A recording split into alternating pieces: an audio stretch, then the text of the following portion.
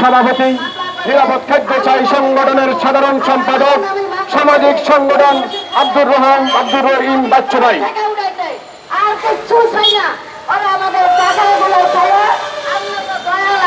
বিসমিল্লাহির রহমানির রহিম। আমরা মায়ের রমজানের সকলকে শুভেচ্ছা জানাচ্ছি। দেশে আজ খাদ্যের জন্য খাদ্য ভোগানোর বিরুদ্ধে আমরা জাতীয় প্রেস ক্লাবে দাঁড়াতে হচ্ছে। পৃথিবীতে কোথাও খাদ্য ভোগান করে না। আমরা মানুষকে হত্যা করি। এটি একটি ভয়ঙ্কর মানুষের চিত্র নয়। আমরা প্রতিদিন মানুষ হত্যা করি, আমরা খাবারের বিষ মিশাই। আমাদের মনুষ্যত্ববোধ কোথায়?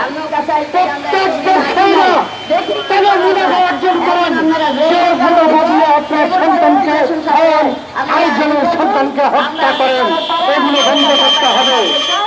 বন্ধুরা, খাদ্য ভেজাল এখন সবচেয়ে ভয়াবহ। এই দেশে খাদ্য ভেজালের বিরুদ্ধে একটি বড় অভ্যুত্থান চাই।